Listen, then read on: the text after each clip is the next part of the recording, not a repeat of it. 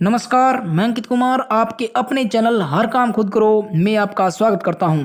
दोस्तों, इस वीडियो में हम चर्चा करेंगे कि कोई बच्चा डॉक्टर कैसे बन सकता है और डॉक्टर बनने के लिए बच्चे को क्या करना होता है। दोस्तों, आप सभी जानते हैं कि हर माँ बाप अपने बच्चे को अच्छी नौकरी दिलाना चाहते हैं, परंतु समस्या ये आ जाती है कि माता पिता अपने बच्चे को डॉक्टर तो बनाना चाहते हैं, पर उनको ये नहीं पता होता कि डॉक्टर कैसे बनते हैं या क्या पढ़ाई डॉक्टर बनने के लिए करनी होती है। इस जानकारी के अभाव में बहुत से होशियार और मेहनती बच्चे डॉक्टर बनने से वंचित रह जाते हैं। दोस्तों, इस वीडियो में हम जानेंगे कि कैसे एक बच्चा डॉक्टर बनता है। अलग अलग प्रकार के डॉक्टरों के बारे में इस वीडियो में बताया जाएगा। अपने सभी सवालों का जवाब जानने के लिए इस वीडियो को अंत तक देखिएगा।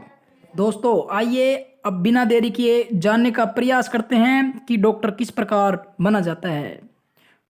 डॉक्टर बनने के लिए क्या करें, डॉक्टर कैसे बने, how to become a doctor. हमारे सामने पहला सवाल आता है कि डॉक्टर कौन बन सकता है। दोस्तों, डॉक्टर वह बच्चा या व्यक्ति बन सकता है जिसमें मेहनत करने और पढ़ने की लगन हो। डॉक्टर बनने के लिए आपकी इंग्लिश और साइंस में अच्छी पकड़ होनी चाहिए। अगर आपने 10th क्लास तक साइंस नहीं पढ़ी तो कोई प्रॉब्लम नहीं है, परंतु 11वीं और 12वीं में आपके पास स्कूल में विज्ञान वर्ग साइंस स्ट्रीम होना अत्यंत आवश्यक है। अब अगला बिंदु आता है डॉक्टर बनने के लिए योग्यता। डॉक्टर बनने के लिए आपको 11वीं और 12वीं कक्षा में मेडिकल साइंस विज्ञान वर्ग लेना जरूरी है, जिसमें पीसीबी फिजिक्स, केमिस्ट्री, बायोलॉजी जैसे विषय शामिल होते हैं। इसके अतिरिक्त अंग्रेजी विषय में आपकी अच्छी पकड़ होनी चाहिए। 12वीं कक्षा में मेहनत करनी है और प्रत्येक विषय में कम से कम 50 अंक प्राप्त करने हैं, क्योंकि डॉक्टर बनने के लिए कठिन परिश्रम करना बहुत जरूरी है।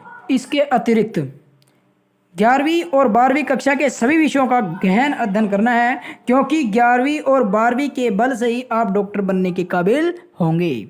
मेडिकल साइंस से 12वीं करने के बाद कुछ कोर्स करने पड़ते हैं, जिनके आधार पर हम डॉक्टर बनते हैं।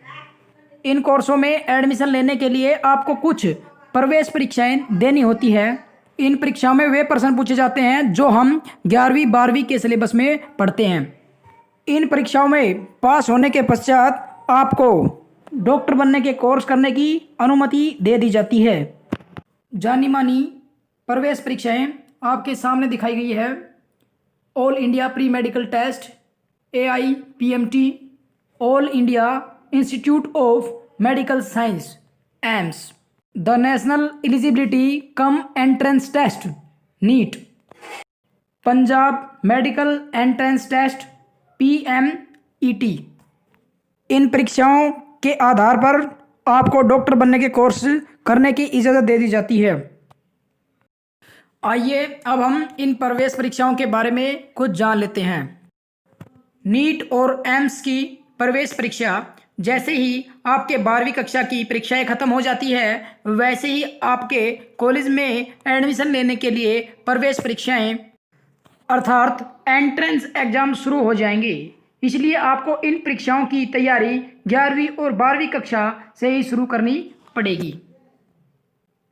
दोस्तों, वैसे तो डॉक्टर काफ़ी प्रकार के होते हैं, लेकिन डॉक्टर बनने के मुख्य कोर्स आपके सामने दिखाए गए हैं। पहला आता है MBBS, bachelor of medicine and bachelor of surgery. दूसरा आता है BDS, bachelor of dental surgery.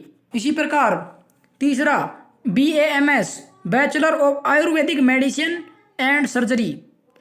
चौथा आता है BHMS, bachelor of homeopathic medicine and surgery. दोस्तों, इन कोर्सों को करने के बाद हम डॉक्टर बन जाते हैं। आइए अब हम इन कोर्सों के बारे में थोड़ा थोड़ा जान लेते हैं।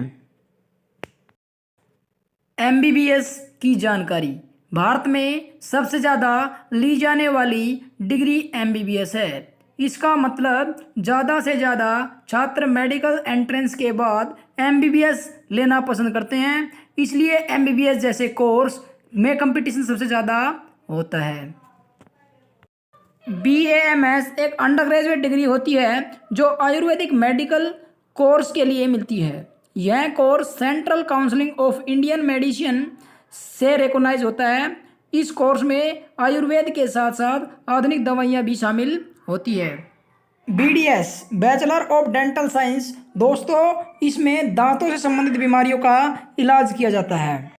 BDS एक ऐसा कोर्स है जो हमारे देश के काफ़ी छात्र पढ़ना पसंद करते हैं। बैचलर ऑफ डेंटल सर्जरी या BDS वह स्टूडेंट पढ़ना पसंद करते हैं जो डेंटिस्ट बनना चाहते हैं या डेंटल फील्ड की तरफ जाना चाहते हैं। BHMS की जानकारी। होम्योपैथी भारत की तीसरी सबसे मशहूर मेडिकेशन का सिस्टम है। एलोपैथिक और आयुर्वेदिक सिस्टम के बाद होम्योपैथिक सिस्टम के हिसाब से हमारी भावनाएं, मन और तन आपस में जुड़े होते हैं और एक आदमी की तबीयत तभी खराब होती है जब इन तीनों में कुछ ऊपर नीचे हो जाता है।